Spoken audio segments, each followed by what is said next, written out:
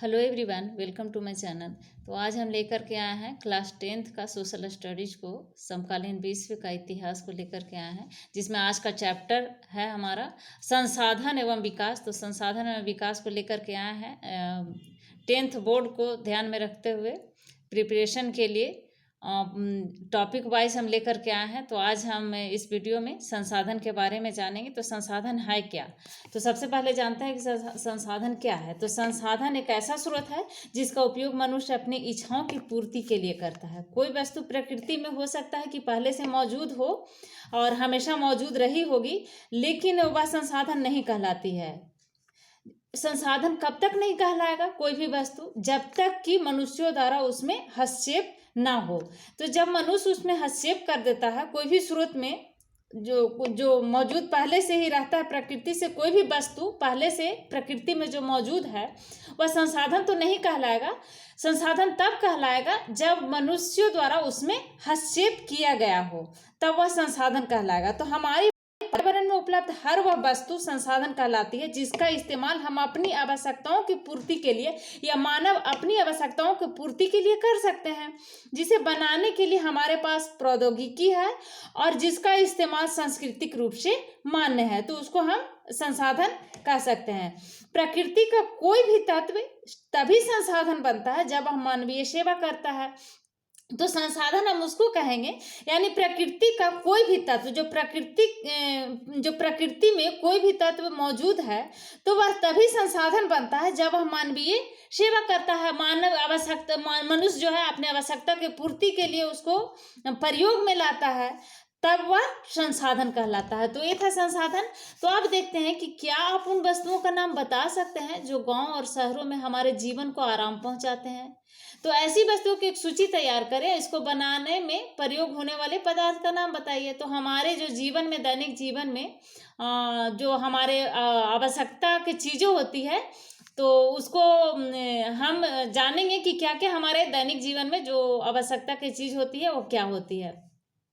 तो हमारे पर्यावरण में उपलब्ध प्रत्येक वस्तु जो हमारी आवश्यकताओं को पूरी करने में प्रयुक्त की जा सकती है और जिसको बनाने के लिए प्रौद्योगिकी उपलब्ध है, जो आर्थिक रूप से संभाव्य और सांस्कृतिक रूप से मान्य है। जो आर्थिक रूप से संभाव्य हो और सांस्कृतिक रूप से मान्य हो, उसको क्या कहेंगे?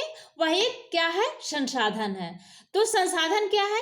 संसाधन वैसा संसाधन, उसको हम बोलेंगे, उस चीज़ों को बोलेंगे, उस तत्व को बोलेंगे जो पर्यावरण में उपलब्ध किसी भी प्रकार की जो वस्तु है, तो उसकी आवश्यकता को पूरा करने में प्रयुक्त की जा सकती है, जो मनुष्यों द्वारा उसको प्रयोग में लाया जा सकता है, तो उसको संसाधन कहा जाता है। यानी किसी चीज़ को, कोई भी वस्तु को जो प्राकृतिक रूप से प्रकृति में मौजूद है पहले से ही, तो मनुष्य उसमें अगर अपनी आवश्यकता के लिए उसमें हस्तक्षेप करता है तो उसको संसाधन कहा जाता है।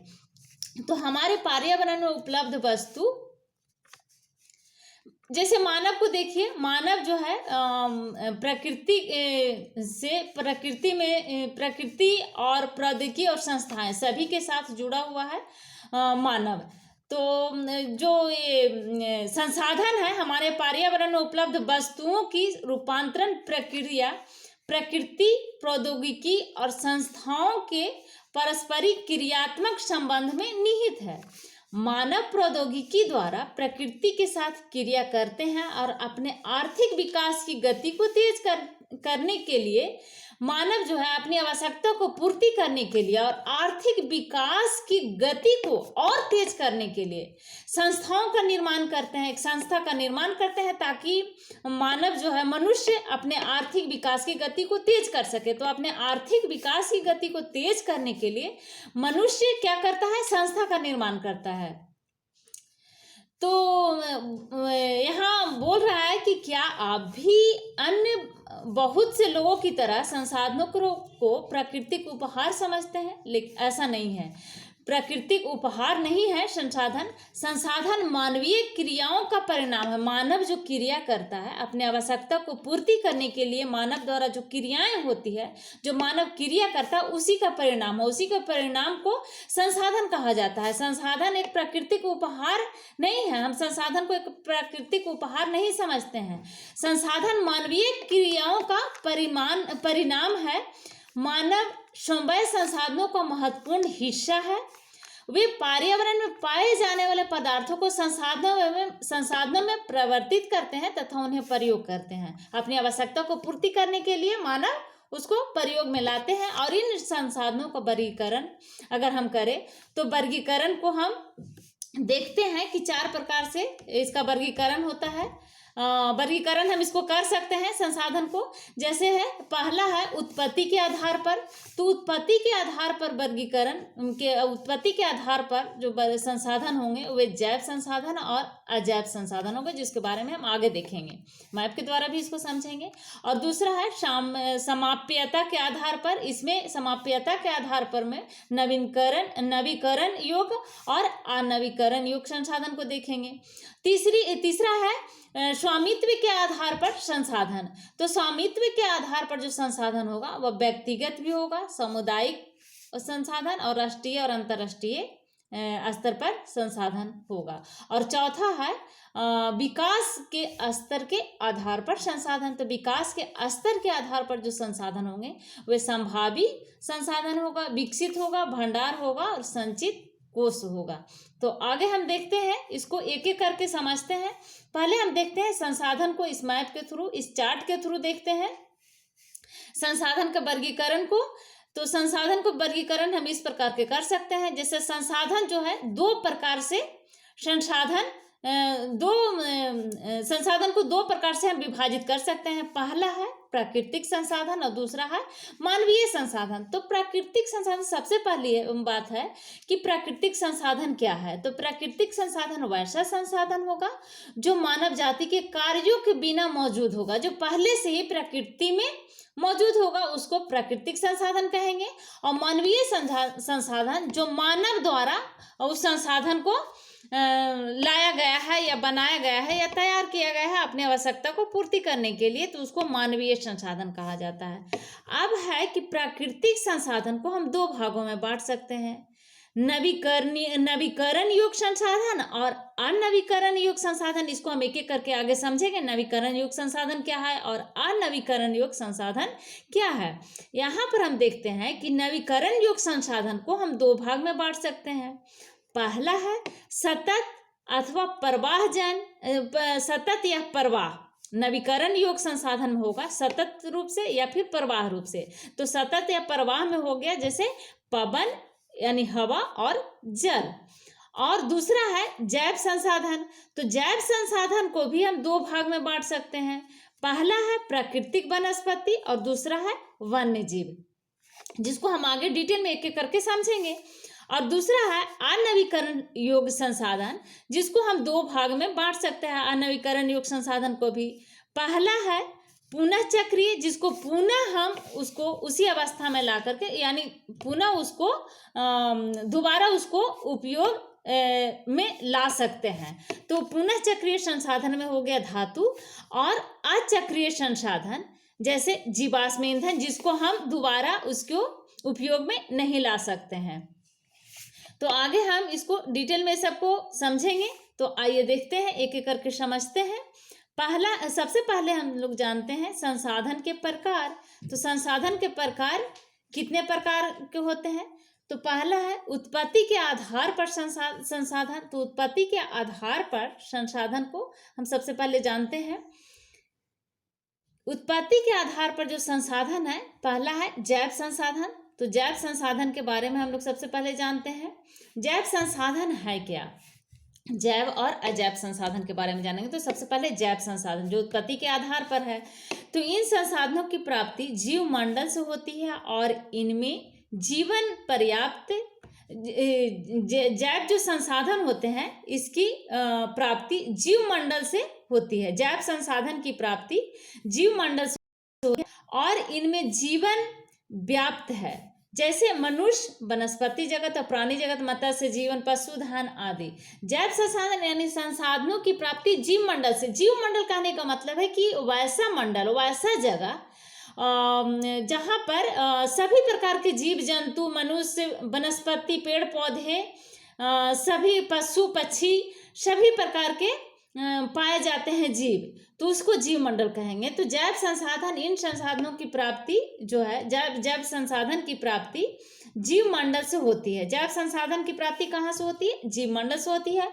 और इनमें जीवन व्याप्त होता है, जैसे मनुष्य हो गया, वनस्पति, माने इसमें इन लोगों में जैव संसाधन है जिसमें जीव हो, जीवन हो, तो उसको जैव संसाधन कहते हैं। और अजैव संसाधन वे सारे संसाधन जिसमें निर्जीव वस्तुओं से बने हो, यानी निर्जीव वस्तु को अजैव संसाधन कहेंगे, और जो सजीव वस्तु हुआ उसको जैव संसाधन कहेंगे। तो अजैव संसाधन वे सारे संसाधन जो निर्जीव वस्तुओं से बना है, अजैव संसाधन कहलाएगा। जैसे उदाहरण के लिए हम लेते हैं चट्टान और धातु।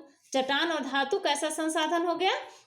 अजैव संसाधन। और मनुष्य, वनस्पति जात और प्राणी जात, मत्स्य जीवन, पशुधन, पशु पक्षी, ये सब क्या हो गया? जैव संसाधन। और अजैव संसाधन में चट्टाने और सभी प्रकार के चट्टाने और धातुएं हो जाएगा। अब उसके बाद हम आते हैं साम्यता के आधार पर संसाधन। तो साम्यता के आधार पर हम लोगों ने चार्ट में देखा था दो प्रकार का, नवीकरण और अनवीकरण संसाधन को। तो नवीकरण योग्य संसाधन के बारे में हम लोग जानते हैं कि नवीकरण योग्य संसाधन क्या है। तो नवीकरण योग्य संसाधन उसको कहते हैं जिन्हें जो भौतिक, रासायनिक या यांत्रिक क्रियाओं द्वारा नवीकृत या पुनः उत्पन्न किया जा सकता है, यानी दोबारा उसको उसी अवस्था में ला करके दोबारा उसको प्रयोग में लाया जा सकता है, उसको नवीकरण योग्य संसाधन कहा जाता है, अथवा पुनः पूर्ति योग्य संसाधन कहा जाता है। जैसे हम देखते हैं सौर ऊर्जा को, पवन ऊर्जा, सौर ऊर्जा जिसको हम दोबारा यूज कर सकते हैं, दोबारा प्रयोग में ला सकते हैं। पवन ऊर्जा को, जो पवन से, हवा से जो ऊर्जा निकलता है उसको पुनः हम यूज कर सकते हैं।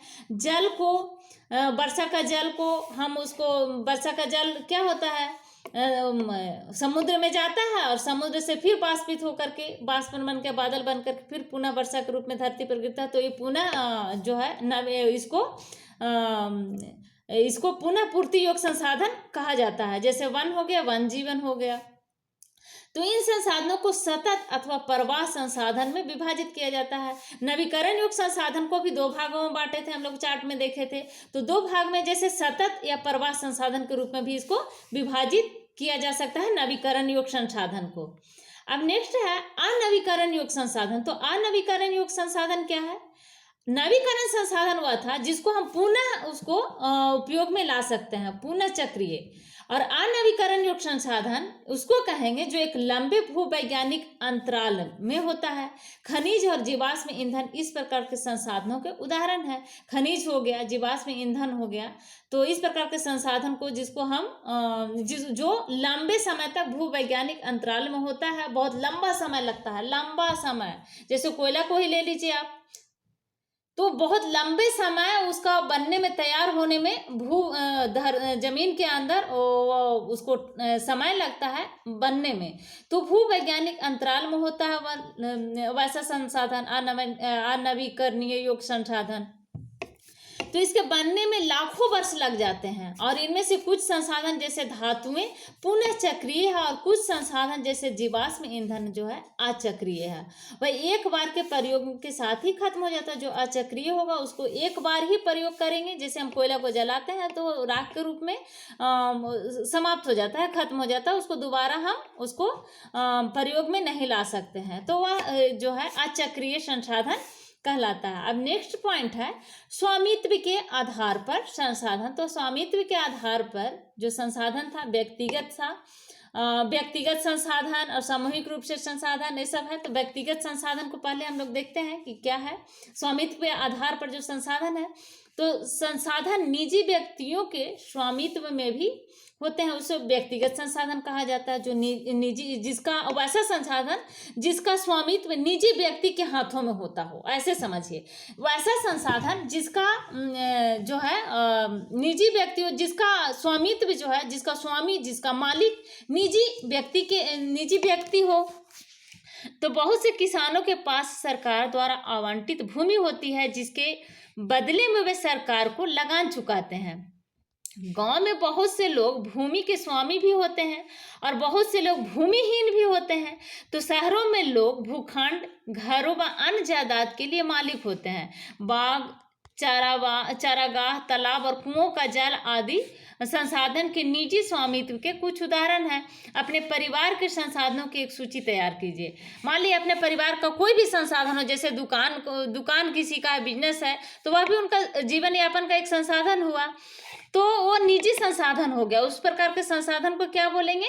निजी संसाधन। किसी का जो तालाब कोई बनवाया है, जो निजी व्यक्ति द्वारा तालाब बनवाया गया है, कुआं बनवाया गया है, तो निजी संसाधन हो गया। तो उस प्रकार के संसाधन को व्यक्तिगत संसाधन कहा जाता है। जिसका वैसा संसाधन जिसका स्वामित्व किसी निजी व्यक्ति हो, तो उस प्रकार के संसाधन को व्यक्तिगत संसाधन कहा जाता है। अब है सामुदायिक स्वामित्व वाले संसाधन। सामुदायिक स्वामित्व वाले संसाधन वैसा संसाधन को कहेंगे जिसमें समुदाय के सभी सदस्यों को उपलब्ध होते हैं, यानी जिसमें बहुत सारे लोग एक साथ जुड़े होते हैं, वैसा संसाधन के साथ, और उसी प्रकार के संसाधन को सामुदायिक स्वामित्व वाले संसाधन कहा जाता है। जैसे गांव की शामिलता भूमि, चारण भूमि, शमशान भूमि किसी एक व्यक्ति के लिए व्यक्तिगत संसाधन नहीं होता है, क्योंकि उसके साथ समुदाय के सभी सदस्य उपलब्ध होते हैं, सभी सदस्य उसके साथ जुड़े होते हैं। और तालाब इत्यादि, और नगरीय क्षेत्रों के सार्वजनिक रूप से जैसे पार्क को देख लीजिए, पिकनिक स्थल देख लीजिए, और खेत के मैदान, वहाँ रहने वाले सभी लोग के लिए उपलब्ध है। जितने भी समुदाय के लोग होते हैं सभी के लिए पार्क होता है, सभी के लिए मैदान होता है। तो इस प्रकार के संसाधन को सामुदायिक संसाधन कहा जाता है। अब है राष्ट्रीय संसाधन। तो राष्ट्रीय संसाधन किसे कहेंगे? तकनीकी तौर पर देश में पाए जाने वाले सारे संसाधन राष्ट्रीय हैं। जितने भी तकनीकी तौर पर देश में संसाधन है वे सारे राष्ट्रीय हैं। देश की सरकार को कानूनी अधिकार है कि वह व्यक्तिगत संसाधनों को भी आम जनता के हित में अधिग्रहित कर सकती है। आपने देखा होगा कि सड़कें, नहरें और रेल लाइनें व्यक्तिगत स्वामित्व वाले खेतों में भी बनी हुई है। मान ली किसी का खेत है, व्यक्तिगत खेत है, तो उस खेत में भी सड़कें बनी हुई है, रेल लाइनें बनी हुई है। तो शहरी विकास प्राधिकरणों को सरकार ने भूमि अधिग्रहण का अधिकार दिया हुआ है। सारे खनिज पदार्थ, जल संसाधन, वन्य जीवन, राजनीतिक सीमाओं के अंदर सारी भूमि और 12 समुद्री मील तक महासागरीय भू क्षेत्र व इसमें पाए जाने वाले संसाधन राष्ट्र की संपदा है। तो सरकार जो है जो राष्ट्रीय संसाधन है, तकनीकी तौर पर देश में पाए जाने वाले सारे संसाधन राष्ट्रीय होगा। तकनीकी तौर पर जितने भी देश में पाए जाने वाले संसाधन है सारे राष्ट्रीय होगा। और देश की सरकार को यह कानूनी अधिकार है कि वह व्यक्तिगत संसाधन को भी आम जनता के हित में अधिग्रहित कर सकती है, और इसी को फिर राष्ट्रीय संसाधन कहा जाता है।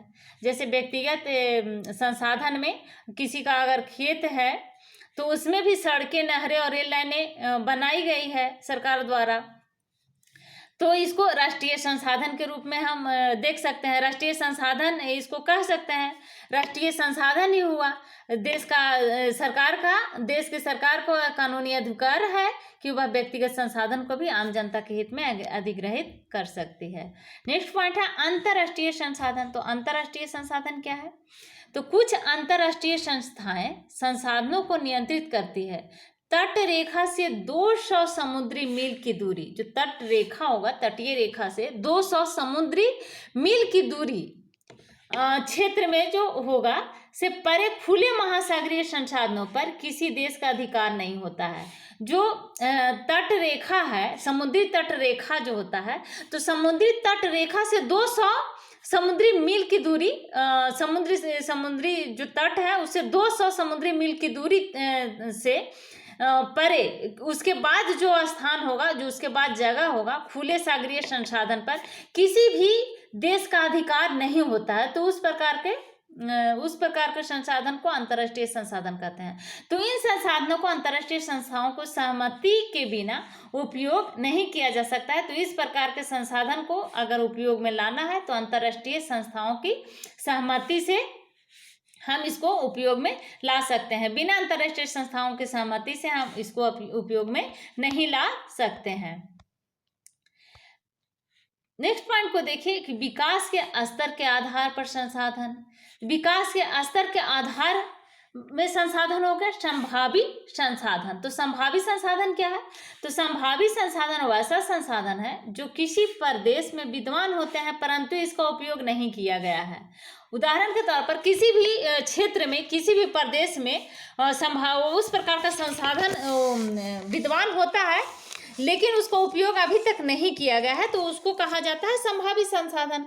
जैसे उदाहरण के तौर पर हम देखें कि भारत के पश्चिमी भाग में, विशेषकर राजस्थान और गुजरात में पवन और सौर ऊर्जा संसाधनों की अपार संभावनाएं हैं, परंतु इसका सही ढंग से विकास अभी तक नहीं हुआ है। अगर इसको सही ढंग से विकास हो जाए तो इसको जो है संभावी तो इसलिए इसको संभावी संसाधन माना जाएगा, क्योंकि अगर ये संसाधन जो है इसको अगर सही ढंग से विकास किया जाए तो आने वाले समय में इस संसाधन के रूप में काम में आ सकता है।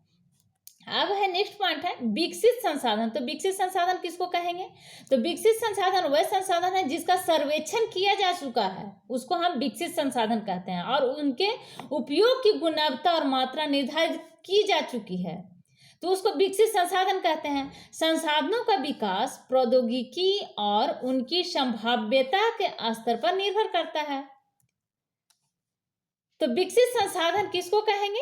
विकसित संसाधन वैसा संसाधन है जिसका सर्वेक्षण किया जा चुका है और उसको उपयोग की गुणवत्ता और मात्रा निर्धारित की जा चुकी है, तो उस प्रकार के संसाधन को विकसित संसाधन कहा गया है। विकसित संसाधन में दूसरा पॉइंट है भंडार। तो पर्यावरण में उपलब्ध हुए पदार्थ जो मानव की आवश्यकताओं की पूर्ति कर सकते हैं परंतु उपयुक्त प्रौद्योगिकी के अभाव में उसकी पहुंच से बाहर है। यानी उसको उपयोग तो मानव कर सकते हैं लेकिन प्रौद्योगिकी के अभाव में उसकी पहुंच से बाहर है, मानव के पहुंच से बाहर है। तो भंडार में शामिल है वो भंडार में भंडारित है, शामिल है।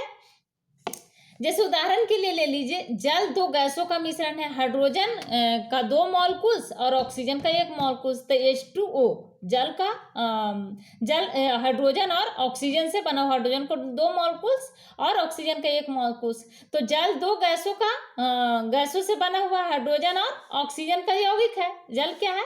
2 गैसों का यौगिक है, हाइड्रोजन और ऑक्सीजन। तो हाइड्रोजन ऊर्जा का मुख्य स्रोत बन सकता है। हाइड्रोजन क्या हो सकता है? ऊर्जा का मुख्य स्रोत बन सकता है, परंतु इस उद्देश्य से इसका प्रयोग करने के लिए हमारे पास उन्नत तकनीकी ज्ञान नहीं है।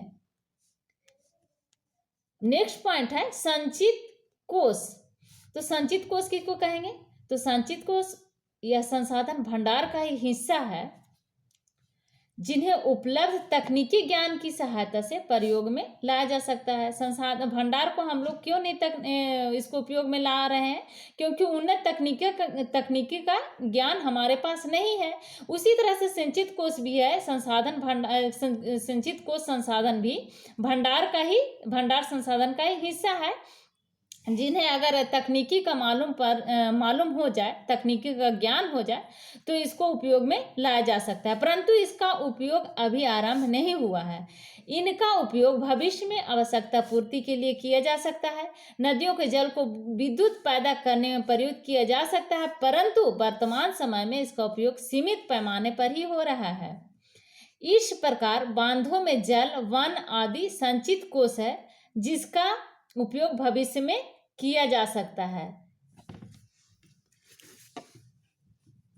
तो इस प्रकार हम देखते हैं कि बांधों में जो जल है, वन है, इस प्रकार का जो संसाधन है वह संचित कोष में है, जिसका उपयोग हम भविष्य में कर सकते हैं, जिसका उपयोग भविष्य में किया जा सकता है और भविष्य में आने वाली पीढ़ी के लिए बहुत ही महत्वपूर्ण सिद्ध होगा। अगर तकनीकी का ज्ञान हो जाएगा तो तकनीकी के ज्ञान के अभाव के कारण भंडार जैसे संसाधन को अभी तक उपयोग में नहीं लाया गया है। तो इसको जो है अभी तक प्रयोग में बहुत ही कम मात्रा में, बहुत ही कम लाया जा रहा है प्रयोग में। तो सीमित पैमाना जो है, इसको सीमित पैमाने पर ही अभी इसका प्रयोग हो रहा है संचित कोष का। तो अगर अभी तक आपने मेरे चैनल को सब्सक्राइब नहीं किया है तो प्लीज़ मेरे चैनल को सब्सक्राइब करिए, लाइक करिए एंड शेयर करिए। Thank you.